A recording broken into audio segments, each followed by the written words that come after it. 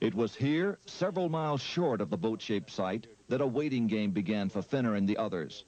The party needed a final go-ahead from the Turkish government to complete their probe of Doomsday Mountain. The restrictions of martial law left the American explorers isolated from the outside world. Not even a telephone. Yeah. Anyway, we're going to hang in like smell on a skunk till there's nothing left to get this done. Hang in like the smell on a skunk. The Turkish government stopped the exploration. What now? Since we were there, Barbara, things have cooled down, and they've sent their own team of scientists in to take a look at this site. It's a very fascinating location. While Turkish scientists and archaeologists did their own research, Ron and his associates continued their work. The next step was subsurface interface radar. There's the longitudinal bulkheads. You ought to see them popping out, Ron. Yeah, there they are. Here. There's another one. There's the keel line right there. Yeah.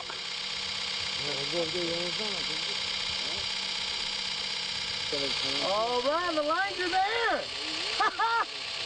The lines are there. Okay, we're going to walk over. Yeah, let's walk. Take a look. Leave it running so everybody knows that we're not cheating here, right? You got it, Toby. Okay, now this is the west bulkhead. Okay, can you look through there and... All right. This is the west bulkhead. All right. That was over there. And he walked easterly. Here we start getting the longitudinal bulkheads. Here, here, here, here, here, here, here, here. Okay. Here. You see there how it shows up? Right. The initial scans were very impressive, showing internal structure consistent with bulkheads and rooms. But to be sure they were interpreting the data correctly, Ron took the scan printouts to Geophysical Survey Systems, the developer and manufacturer of the radar. This data does not represent natural geology. It's a man-made structure. These reflections are occurring very periodic, too periodic to be random natural type interface.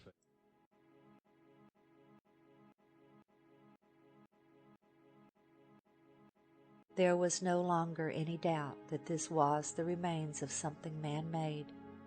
In late 1986, the Turks announced their decision.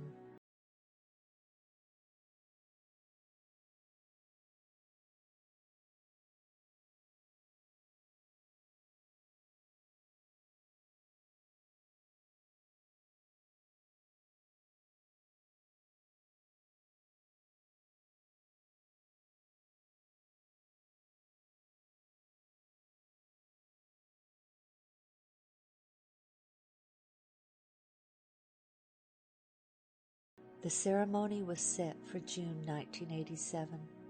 During that ceremony, the governor asked Ron to demonstrate the radar on site for the journalists and military officials. When Ron showed them a readout that he said looked like an intact timber, the governor then instructed a soldier to dig right there.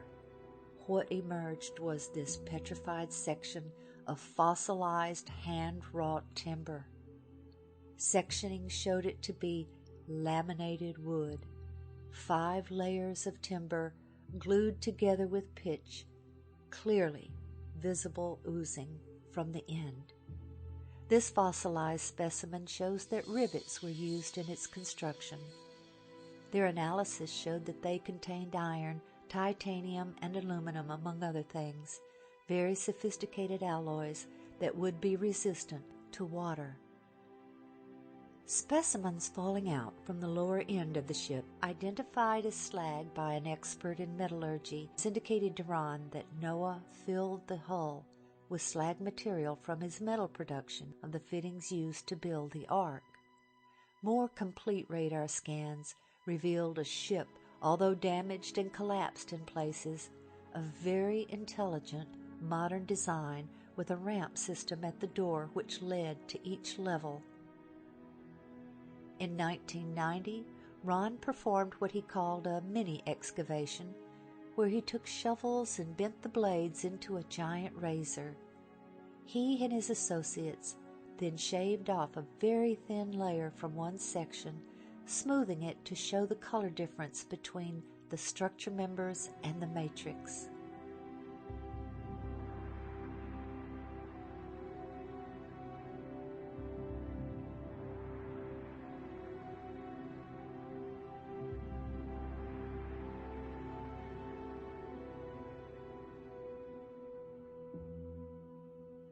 By faith, Noah, being divinely warned of things not yet seen, moved with godly fear, prepared an ark for the saving of his household, by which he condemned the world, and became heir of the righteousness which is according to faith.